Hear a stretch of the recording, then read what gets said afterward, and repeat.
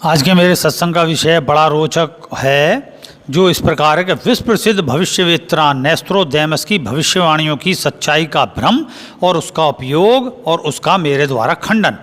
अब ये देखिए, विषय यहाँ ये नहीं है खंडन का, ज्ञान के रूप में है। चारों ओर एक मिथक फैला हुआ है कि फ्रांस के विश्व प्रसिद्ध भविष्यवाणी करने वाले मिचेल द नेस्ट्रोडेमस के विषय में कि उन्होंने किसी को भी उनकी जो भाषा थी लिखी हुई भविष्यवाणी, उसको किसी ने भी नहीं समझा और ना उनकी समझ में आने वाली भाषा में एक सेंचुरी उन्होंने ग्रंथ लिखा, जिसे उन्हें 4 साल में लिखा गया और 4 मई 1555 में वो छपी थी। उसमें लगभग सन 3797 तक की भविष्यवाणी की गई है, यानी अपने समय से लेकर आगे के लगभग 2300 साल तक की सारे विश्व को प्रलय तक की भविष्यवाणी लिखी, जिसको अनेक बार अनेक महात्मा अवतारों ने अपने अपने पंथ को युग अवतार बताने में उपयोग किया, जो बिल्कुल भी सत्य नहीं गया। और ऐसे ही अनेक ज्योतिषियों ने बड़े प्रसिद्ध राजनेताओं को महामानव बताने के कारण राजनीतिक और सामाजिक अपने प्रयोग के लिए उपयोग किया गया, जिसकी सत्यता में कोई सत्यता नहीं निकली। अब इस बात की प्रामाणिकता को इसी बात से सिद्ध हो जाती है कि 14 दिसंबर 1503 को जन्मे नेस्ट्रोडेमस की भविष्यवाणी करने की अद्भुत शक्ति के बढ़ाने के विषय में है ये कि ये शक्ति बचपन से नहीं थी उनमें, बल्कि उनकी पत्नी बच्चे प्लेग में मारे जाने पर उनके जीवन में एक दुखद एकांत आने पर ही उन्हें भविष्य जानने की गहन जिज्ञासा के चलते एक अच्छी खासी उम्र 38 साल की उम्र में 1542 में और 1557 तक की उम्र के बीच में जाकर उन्हें इस सन में उन्हें मिस्र देश की कोई रहस्यमयी तंत्र विद्या की पुस्तक पढ़ने को उसमें मिली और उसे बताए गए अभ्यास से इनके अंदर आई। ये 4 घंटे से अधिक नहीं सोते थे, सप्ताह में 2 व्रत करते थे, अपनी आमदनी का जो अधिकतर पैसा गरीबों में बांट दिया करते थे। ये कट्टर कैथोलिक ईसाई थे और ये सन 1 जुलाई सन 1566 शाम को अपनी मृत्यु की भविष्यवाणी के अनुसार मृत्यु के प्राप्त हुए। ये तो इनकी जीवनी है। कितनी हैरत की बात है कि दूसरों के जन्म भविष्य मृत्यु की सही तिथि बताने वाले ने खुद अपने अगले जन्म के विषय में भी और ना तब और ना आगे की बात बताई कि मैं ये बनूंगा या आगे ये जन्म लूंगा आदि कोई भविष्यवाणी नहीं की थी। तब ठीक यही प्रश्न उठता है कि जब इन्हें वर्तमान के साथ लगभग 3000 साल देखने की भविष्य दृष्टि मिली, तभी इन्हें स्वाभाविक रूप से जो भूत भविष्य देखेगा उसे भूतकाल क्रिया प्रतिक्रिया का नियम है, तो भूतकाल से ही भविष्य आएगा और भविष्य से पूछा तो आएगा ही आएगा, तो भूतकाल और वर्तमान देखने की शक्ति भी मिली होगी। तब इन्हें खासकर भूतकाल की, तो इन्हें ईश्वर के द्वारा मनुष्य के जन्म के संबंध से लेकर अपने या अन्य धर्मों के फाउंडर्स के जन्म की सही जन्म तिथि आदि को लेकर भी भूतकाल का सच्चा ज्ञान मिला होगा और मिलना भी चाहिए। और ये क्योंकि इनका विषय भाई दुखद स्थिति से शुरू हुआ, तो आदमी जानना चाहता है कि भाई मैं क्यों जन्मा, मेरी क्या उद्देश्य है, मोटिव क्या है, क्या मैं प्रसिद्ध होऊंगा, और सबसे बड़ा पीछे का कि और ये पृथ्वी पर 7 आश्चर्य पिरामिड आदि कैसे और किसने बनाए,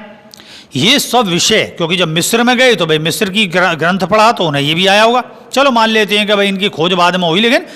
भले भविष्य दृष्टि है ना कि भविष्य दृष्टि में तो ये सब विषय आएंगे,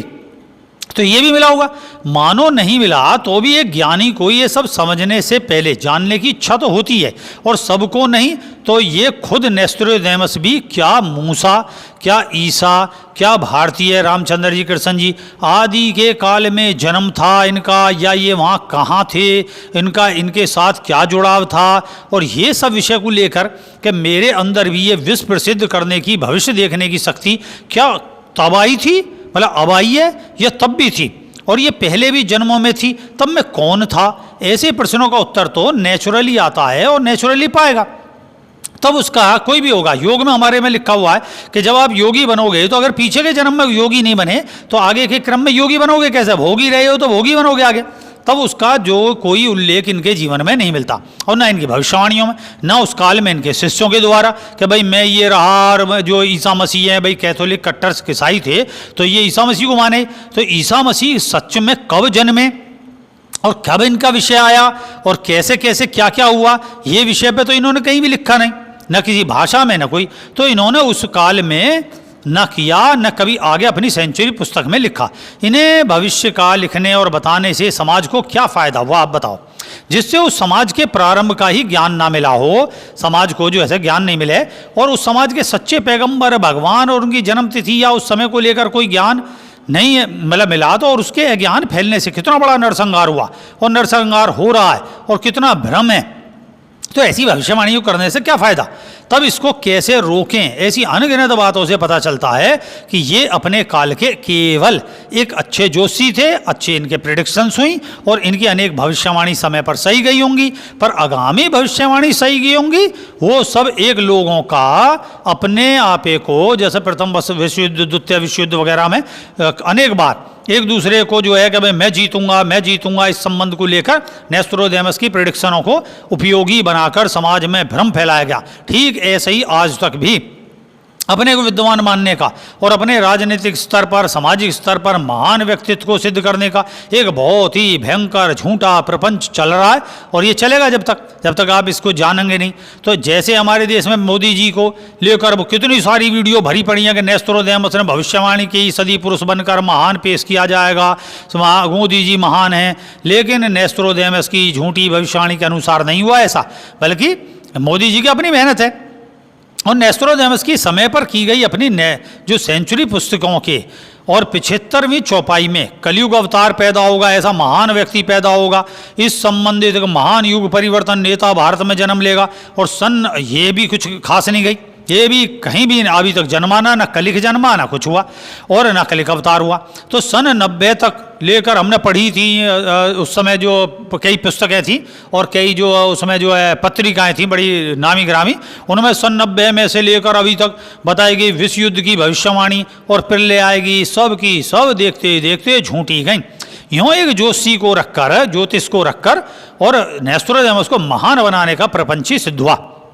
मेरा यहाँ सही ज्ञान को जनवाने का ही ये प्रयास है कि अपने को जानो, अपना ध्यान करो, सच्चाई को तर्क विवेक से समझो और अपनाओ और सुखी रहो। इसके साथ फिर एक नए विषय पर सत्संग में चर्चा करते हुए मिलता हूँ, तो इसे जानकर आगे शेयर करना, ज्ञान फैलता है। जय सत्यम सिद्धाय नमः।